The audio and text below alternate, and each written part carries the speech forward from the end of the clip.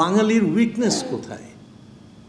Bangladesh team যত ভালোই খেলুক, শেষ পর্যন্ত প্রায়শই একটা দুঃখের সংবাদ আমরা পাই। কেন? সব পারে, সব জানে, সব কিছু। ওই তো সুবর্ণা থাকে খেলার মাঠে বা ইসের সামনে, কথা আমরা শুনতে পাই, সব কিছু পারে, কিন্তু শেষ পর্যন্ত কোথায় যাবে? কোথায় সেটা? আমি মনে করি আমাদের স্বাস্থ্যের জায়গাতে।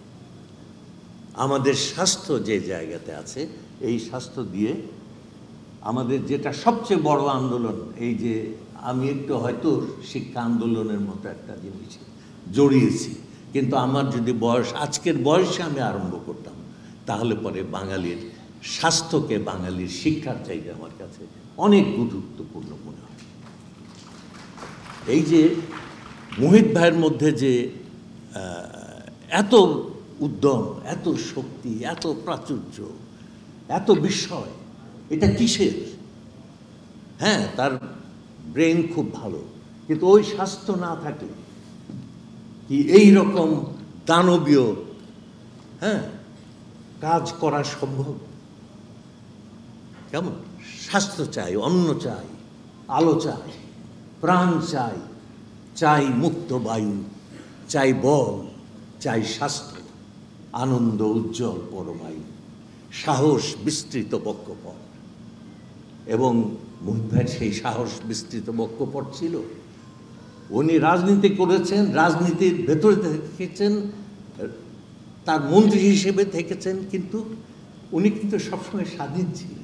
আমি একটা প্রতিষ্ঠানের সঙ্গে জড়িত, বিশ্ব সাহিত্য কেন্দ্র। তো সেই প্রতিষ্ঠানে আমরা বিদেশি সাহায্য কখনো নিইনি।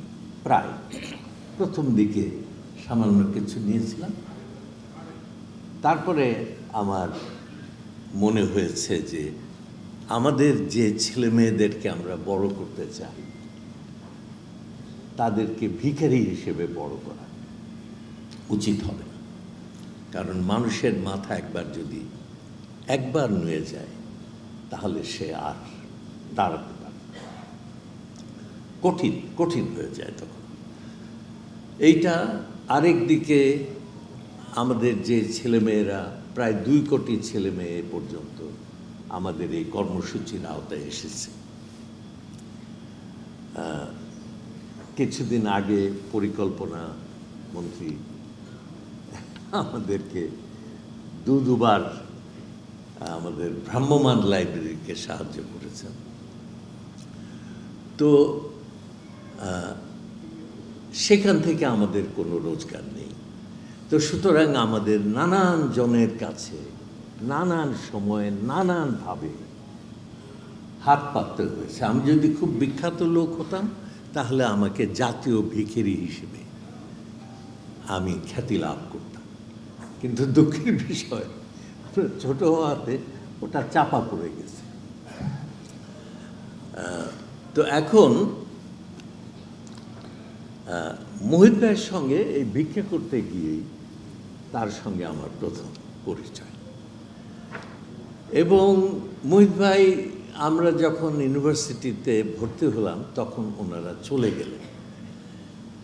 আমি ঠিক সামনাসামনি তাকে, তার যৌবনের প্রথম এই যে একটা সজীব রূপ, সেই রূপটা আমি দেখতে পাইনি।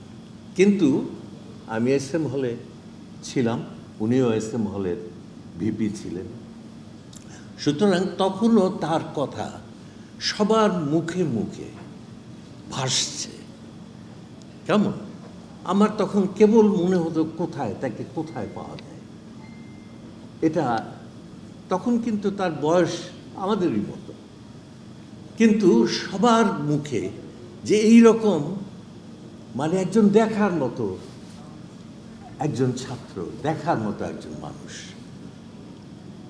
তো সেই শুনেছি, কিন্তু তারপরে আর দেখিনি। তারপরে উনি হয়তো বিদেশ চলে গেলেন, চাকরি বাকরিতে চলে গেলেন।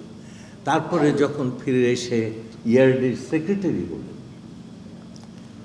তখন কোন একটা কারণে তার কাছে কিছু টাকার জন্য যেতে হলো, যে টাকাটা বাংলাদেশ সরকারের।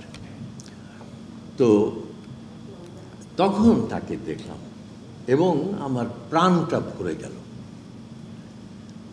মানে সত্যি একজন দেখার মতো মানুষ, শিশুর মতো হাসি, প্রাণ খোলা।